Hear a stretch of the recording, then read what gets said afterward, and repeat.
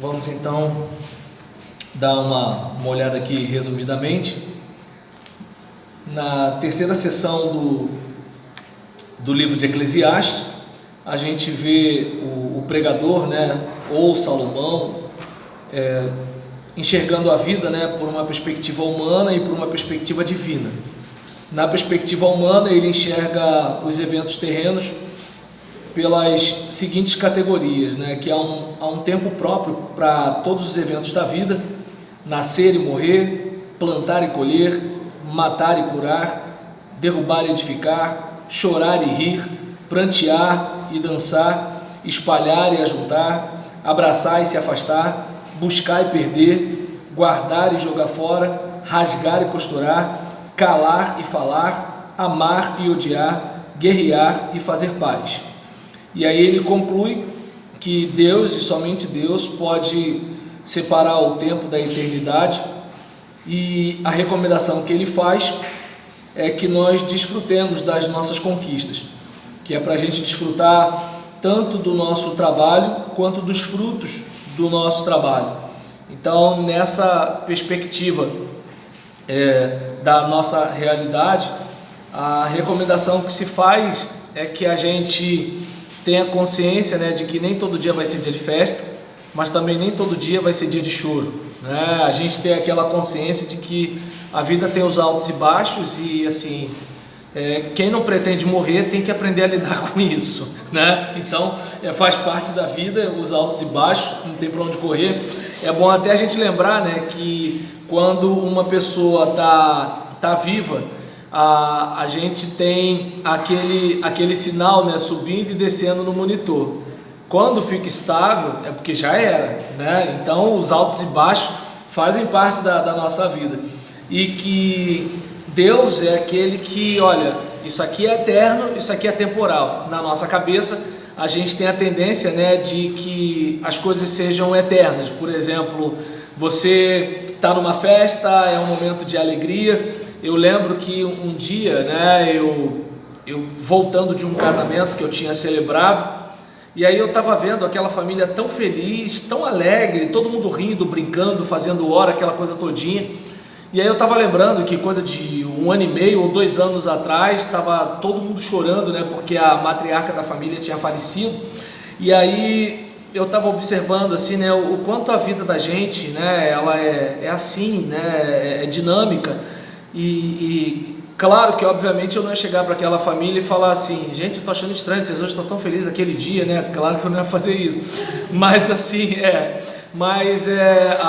eu estava pensando, gente, como a vida é, e assim, eu entendo que assim, momento ruim da vida tem que ser como levar caixote de uma onda, Quem aqui já pegou aquela situação, de ir à praia e você foi tentar tomar um banho, aí de repente do nada, porque enquanto você estava ligado, você via a onda lá, se você vai mais para o fundo, você pula e passa, ou então você corta, ou então se você é daqueles que molha só a canela, você fica ali na beiradinha e está resolvida a situação.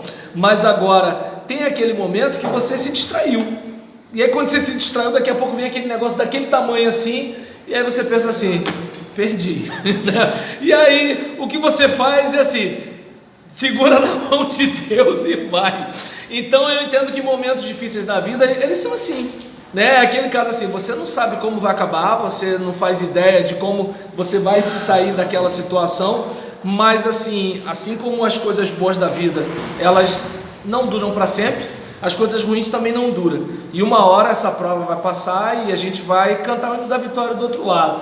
O problema é enquanto a gente atravessa o mar, porque parece que nunca vai acabar, Esse é o problema, O momento bom, ele parece curtinho, o momento ruim parece eterno.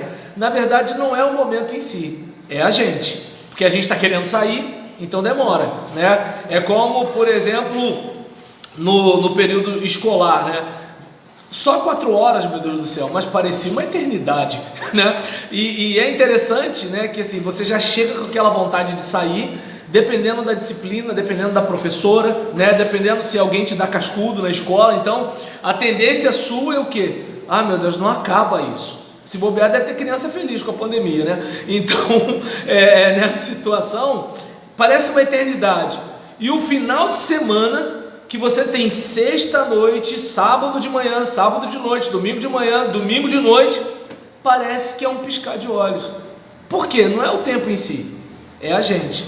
E aí eu costumo dizer para as pessoas, né, que tem aquela coisa de, meu Deus, é segunda-feira, ou então sextou. Fala assim, olha, torcer para a semana passar rápido é torcer para a sua vida acabar também.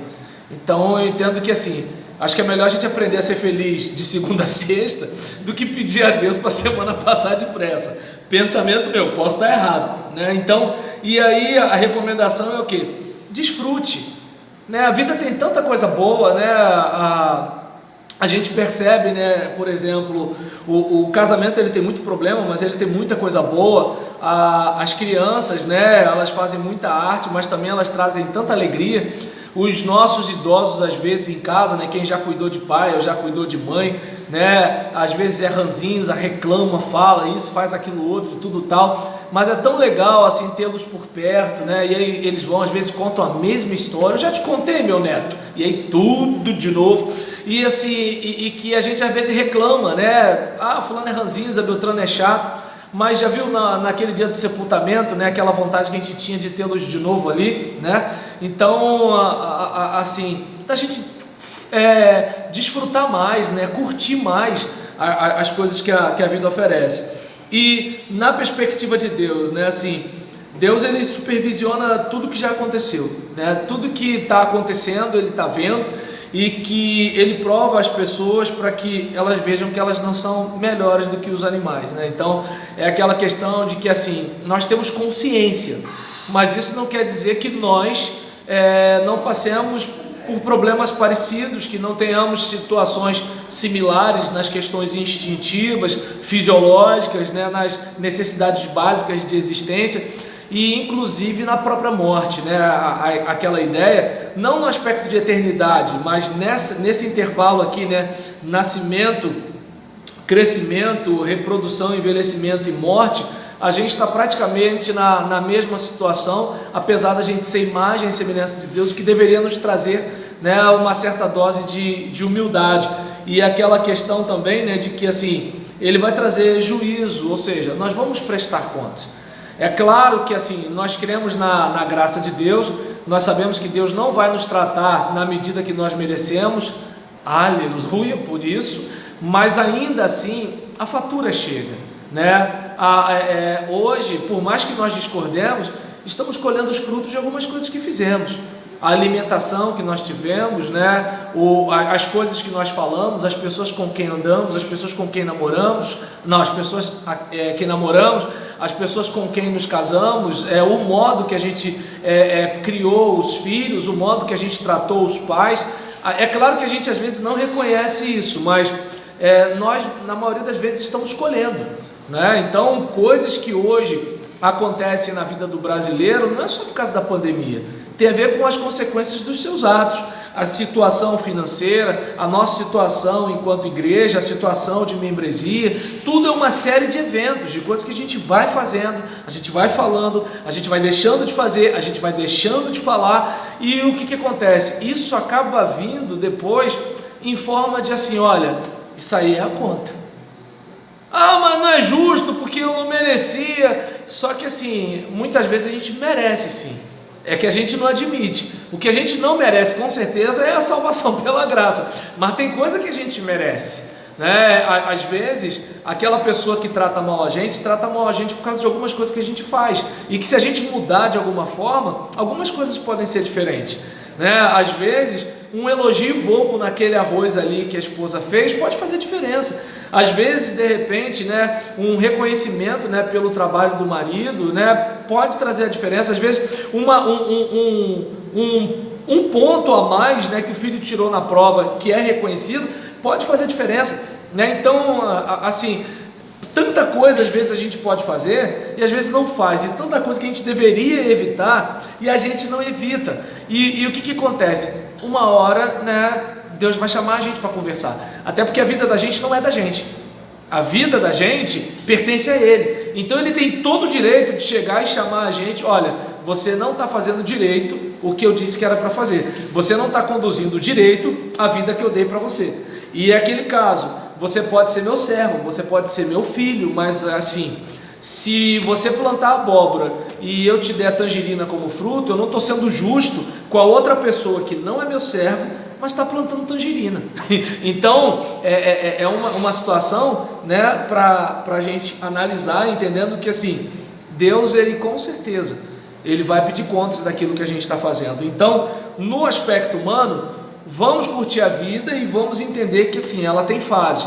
E no aspecto divino, entendendo que Deus criou, ele pode pedir contas, né? E ele criou normas e criou leis, e que dependendo do que a gente plantar, a gente infelizmente, né, não acredito que é com alegria que Deus vê um negócio desse, mas a gente vai colher algumas situações, né? Então, que a gente, né, possa estar pensando com carinho, né, em relação a essa recomendação da palavra, e entendendo, né, conforme o próprio pregador ele diz aqui, né, que versículo 22, por isso concluí que não há nada melhor para o homem do que desfrutar do seu trabalho, porque esta é a sua recompensa, né, pois quem poderá fazê-lo ver o que acontecerá depois de morto.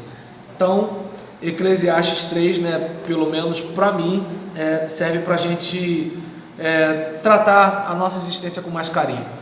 A gente não escolheu o ponto de partida e a gente não tem como determinar o ponto de chegada, mas o traço entre o início e o final, a gente pode fazer muita coisa, né? Eu não escolhi nascer no Brasil, eu não escolhi nascer negro, eu não escolhi nascer numa casa de pobre, eu não escolhi nascer no Rio de Janeiro, eu não escolhi nada disso. Mas eu posso escolher com quem andar, eu posso escolher sobre o que conversar, eu posso escolher o que eu vou ler, eu posso escolher o que eu vou assistir na televisão, eu posso escolher como olhar as minhas tribulações, eu posso escolher as palavras para conversar com a minha esposa, eu posso escolher os gestos, né, para lidar com o meu filho. Então, ou seja, tem coisas que eu posso escolher. Eu não escolhi, de repente, ter uma doença genética, mas eu posso escolher ter um pouco mais de cuidado, ir ao médico, pedir algumas dicas, me orientar melhor, ouvir as orientações do médico. Então, eu não sei se dá para perceber que assim, tem coisas que a gente não tem escolha, mas ainda assim a gente tem escolha nas coisas que a gente não tem escolha, né? Meio doido, mas eu acho que vocês entenderam. Então, vamos para o capítulo 4.